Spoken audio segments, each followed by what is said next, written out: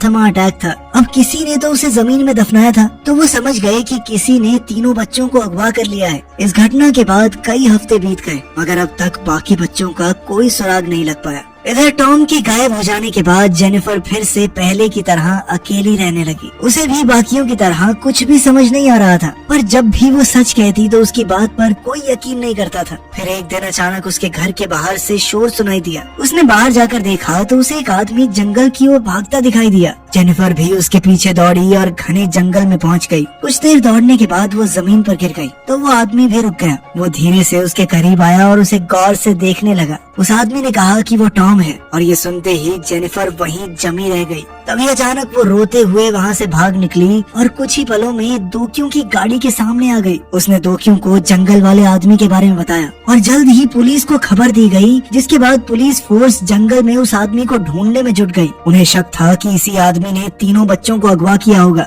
Detective आहान ने Jennifer से उस आदमी के बारे में पूछा तो उसने बताया कि वो आदमी कह रहा था कि वो टॉम है। वहीं दूसरी ओर पुलिस वाले जंगल में उस आदमी को तो नहीं ढूंढ पाए, पर उन्हें जेनिफर की डायरी मिल गई, जिसमें जेनिफर और टॉम एक दूसरे के लिए नोट्स लिखा करते थे। जैसे ही जेनिफर ने डायरी खोली तो वो हैरान रह गई, क्योंकि वो टॉम के लिखे नोट्स से भरी हुई थी। असल में टॉम ने उनकी खुफिया भाषा में लिखा था कि जेनिफर के सुरंग में जाने के बाद क्या क्या हुआ। जब अंडा टूटने के बाद उन्हें एहसास हुआ कि उनके अलावा पूरी दुनिया के लिए समय रुक गया है, तो वो बेहद खुश हुए, क्योंकि वो जो चाहे कर सकते थे। शुरुआत में कुछ दिन तो उन्होंने खूब मौज मस्ती की। वो अपनी मर्जी से खाना खाते और जब मर्जी सो जाते। साथ ही वो पूरा दिन अलग अलग जगहों पर खेलते रहते। मगर लगभग 1 महीने बाद वो बोर हो गए, तो उन्होंने सोचा कि इस आइलैंड से बाहर निकलकर दुनिया घूमते हैं। वो ये देखना चाहते थे कि क्या इस धरती पर सिर्फ वही हिल डुल नहीं पा रहे। लेकिन जल्द ही उन्हें एहसास हुआ कि समुद्र का पानी भी रुक चुका था, जिसका मतलब था कि अगर वो बोट लेकर निकले तो वो डूब जाएगी,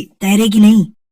इधर असलियत में डायरी पढ़ते हुए जेनिफर को एहसास हुआ कि जंगल में उसे जो आदमी मिला था वो असल में टॉम ही था। उसने तुरंत डायरी बंद की और पुलिस को उस तक पहुंचने से रोकने का प्लान सोचने लगी। अगर पुलिस ने उसे ढूंढ निकाला तो वो जरूर उसे किडनैपर समझकर जेल में कैद कर देंगे। आखिरकार जेनिफर ने झूठ कह दिया कि उसने जंगल में किसी को नहीं देखा, उसको वहम हुआ होगा। पुलिस ने उसकी बात पर यकीन कर लिया, जिसके बाद जेनिफर फिर से डायरी पढ़ने लगी। कुछ महीने बीत जाने के बाद तीनों लड़के अब एक मॉल में एक टेंट में रहने लगे थे। लेकिन दिन ब दिन वूक की तबीयत बिगड़ती जा रही थी, क्योंकि उसे अस्थमा था और उसका इनहेलर अब काम नहीं कर रहा था। एक रात उसका दम घुटने लगा और वो अपने दोस्तों के सामने ही तड़प तड़प कर मर गया। अपने दोस्त को खोकर टॉम और टाई शीक बहुत बुरी तरह रोने लगे। आखिरकार भारी मन के साथ उन्होंने वूक की लाश को बीच पर ले जाकर जमीन में दफना दिया। मरने के बाद वूक का शरीर भी बाकी इंसानों